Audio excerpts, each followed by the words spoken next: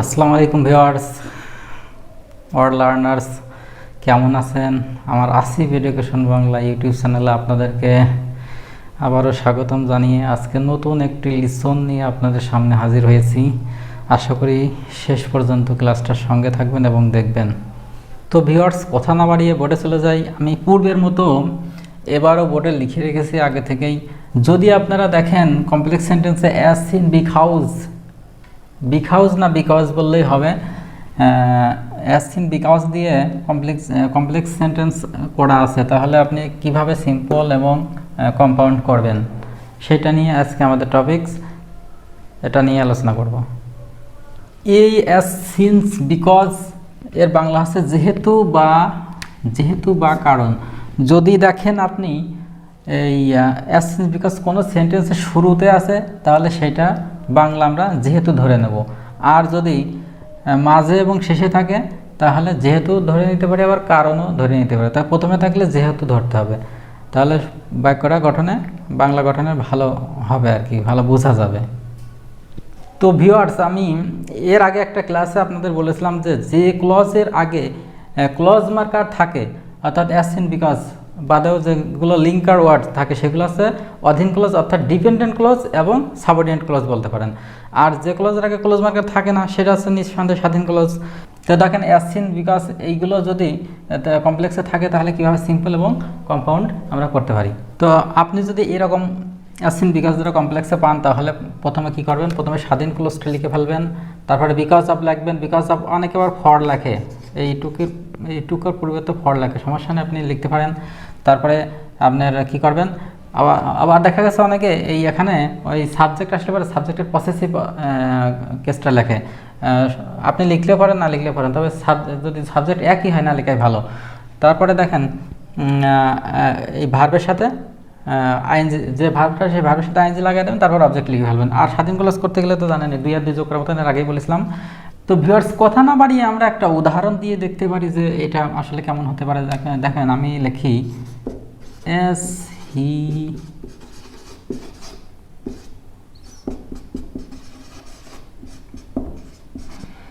He knows English. দেখেন আমি as he knows English, যেহেতু সে ইংরেজি জানে বলে কিন্তু মনের ভাব প্রকাশ পাচ্ছে না, পাচ্ছে? আপনারা বলে দেখেন, যেহেতু সে ইংরেজি জানে মনের ভাব প্রকাশ পায় না। তার মানে আমরা ভিউয়ার্স এটা লিখতে পারি কি? এটা লিখতে পারি, আমি সংক্ষেপে লিখলাম স্বাধীন ক্লজ, এটা হচ্ছে অধীন ক্লজ, যেহেতু মনের ভাব প্রকাশ পাচ্ছে না। এখন আমি যেহেতু সে ইংরেজি জানে, এমন লাগবে যে হি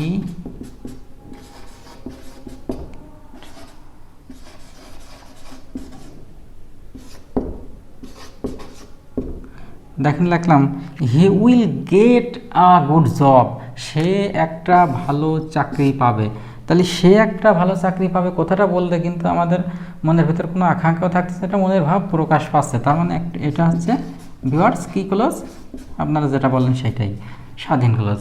তাহলে দেখেন এই যে অ্যাজ যুক্ত সেন্টেন্স, এখান থেকে শুরু করে এই পর্যন্ত একটা কমপ্লেক্স সেন্টেন্স। আপনি এইটাই যদি মনে করেন যে আমি সিম্পল করব, তাহলে দেখেন এই যে আগে স্বাধীন ক্লজটা লিখে ফেলবো। স্বাধীন ক্লজটা কি ছিল? হি উইল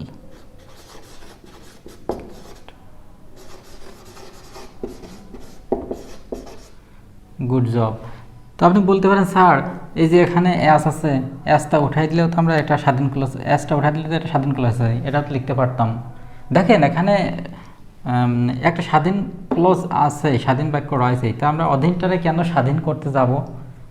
এত পেছানোর দরকার নেই, আমরা স্বাধীনটাই লিখে ফেলবো। এটাও হয়, তবে আমরা অত দূর যাব না, ঠিক আছে? লিখলাম he will get a good job. লেখার পরে দেখেন এই যে বিকজ অফ লিখবো, বিকজ বলার দরকার নেই, বিকজ অফ বললেই হবে। আবার এই যে ফর লিখতে পারেন আপনি, অনেকে ফর লেখে, সমস্যা নাই। তারপরে আপনি কি করবেন? ভার্বের সাথে বেস ফর্মের সাথে আইএনজি যোগ করবেন। দেখেন এখানে আমরা আগেই বলেছিলাম যে সিম্পল সেন্টেন্স একটা সাবজেক্ট আর একটা ফাইনাইট ভার্বই থাকে। তাহলে আমরা এই যে একটা সাবজেক্ট পেয়ে গেছি আর এই যে ফাইনাইট ভার্ব পেয়ে গেছি, তাহলে এখান থেকে কিন্তু আর আনার কোনো সাবজেক্ট আর ভার্ব আনার কোনো প্রয়োজনই নাই। তাহলে আমরা এখানে যে ভার্বটা এই যে নোজ আছে এর সাথে আমরা আইএনজি যোগ করে দেবো, ঠিক আছে, নোয়িং, ঠিক আছে, নোয়িং কি ইংলিশ।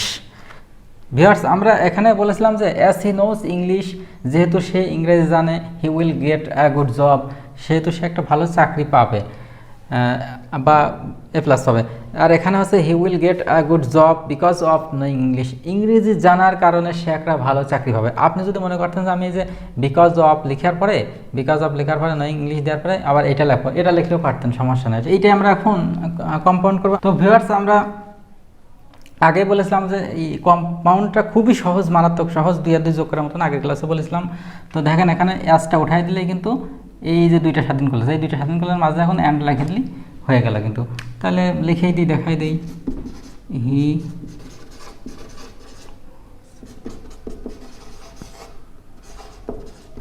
ইংলিশ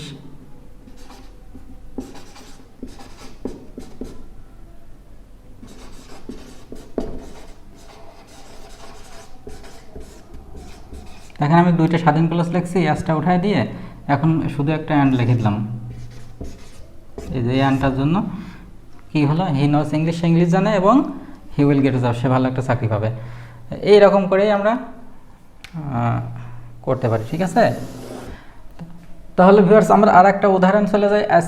দেখেন আমরা একটা ইয়া করি, স্বাধীন ক্লাস দিয়ে লিখি আগে। দেখেন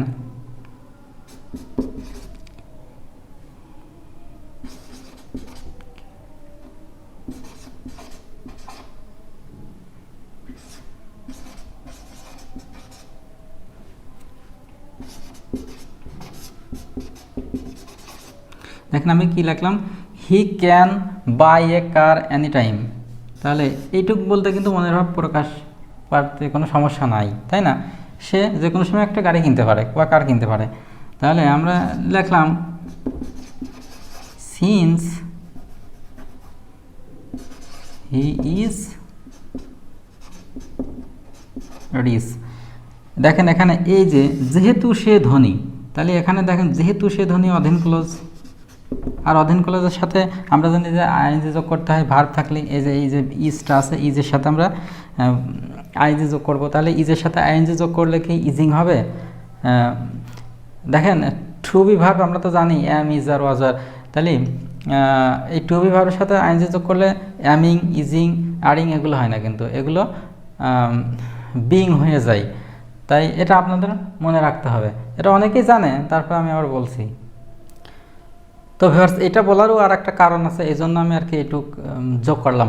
যাই হোক আমরা এটাকে কীভাবে সিম্পল করবো, দেখেন স্বাধীন ক্লাসটা লিখে ফেলি। আপনি আবার বলছি, আপনি বিকজ অফ দিয়ে শুরু করে লিখতে পারেন, ঠিক আছে। হি ক্যান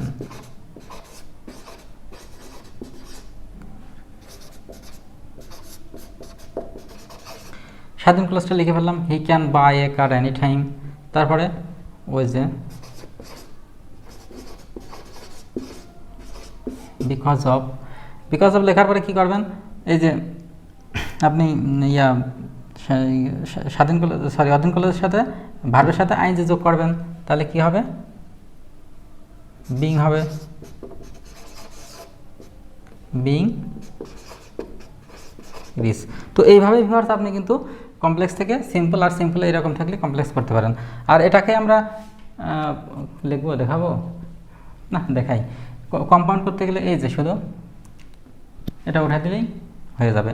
তো আমি লিখতে পারি, দেখেন অধীন ক্লাস থেকে শুরু করলাম, সিন্সটা উঠাই দিই এখানে, হি ইজ রিচ অ্যান্ড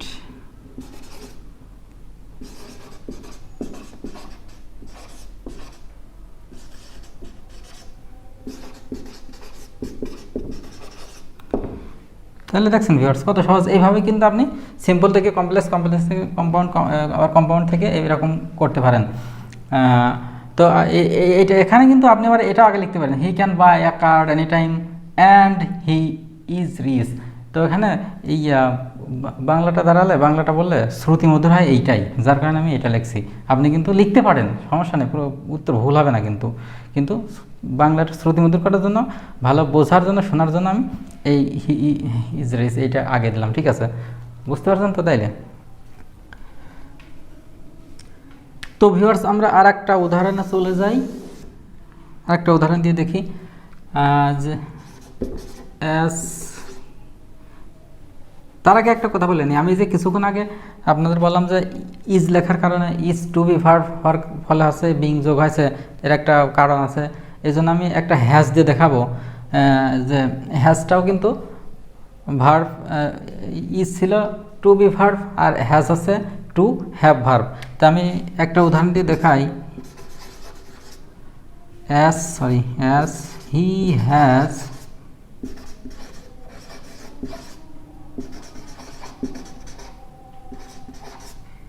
এটা মানি। হ্যাঁ, তাহলে কি লিখলাম? অ্যাজ হি হ্যাজ হিউজ মানি, যেহেতু তার মেলা টাকা আছে। দেখেন এখানে এই হ্যাজটা আছে ভার্ব, এই হ্যাজটা আছে টু হ্যাভ ভার্ব। আমরা জানি টু হ্যাভ ভার্ব কয়েকটা আছে, হ্যাভ, হ্যাজ, হ্যাড ও শ্যাল হ্যাভ। যেহেতু তার অনেক টাকা আছে, তাহলে আমরা লিখতে পারি এটা আছে, যেহেতু মনের ভাব প্রকাশ পাচ্ছে না, একটা আকাঙ্ক্ষা, যেহেতু তার মেলা টাকা আছে কি, তারপরে কি এরকম। ঠিক আছে, তাহলে একটা এটা কি, এটা হচ্ছে অধীন। ঠিক আছে, আর যদি এখানে লিখি যেহেতু তার অনেক টাকা আছে,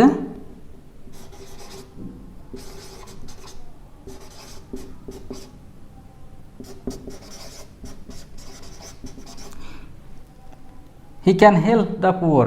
দেখেন সে গরিবদের সাহায্য করে, এটা বলতে কিন্তু কোনো আকাঙ্ক্ষা থাকতেছে না, এটা সম্পূর্ণ মনের ভাব প্রকাশ পাচ্ছে। তার মানে এটা কি, এটা আছে স্বাধীন ক্লোজ। এটা আমরা যদি সিম্পল করতে যাই, তাহলে আমরা প্রথমে যে কাজটা করব সেটা হচ্ছে স্বাধীন ক্লোজটা লিখে ফেলবো। দেখেন হি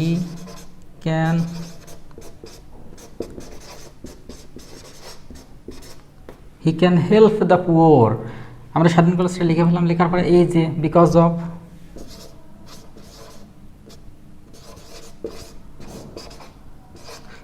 অফ লেখার পরে দেখেন এই যে ভার্বের সাথে আমরা জানি যে অধীন ক্লোজে ভার্বের সাথে আইএনজি যোগ করতে হয়, তাহলে যে হ্যাজ আছে, তাহলে কি হ্যাজিং হবে? আমরা আগে বলেছি have, has, had, shall have, will have, এই পাঁচটা হচ্ছে আপনার টু হ্যাভ ভার্ব। তাছাড়া টু হ্যাভ ভার্ব আরও আছে, আপনারা বানাইতে পারেন, এর জন্য আলাদা একটা গ্রামার আছে, ওইগুলো পড়তে হবে। তাহলে দেখেন আমরা লেখার পরে কী লিখবো, have, has, had, shall have, will have থাকলে এর সাথে আমরা কি করব, এই যে হ্যাভিংটা লিখে ফেলবো। ঠিক আছে, মনে রাখতে হবে। হ্যাভিং লেখার পরে অবজেক্টটা কি আছে,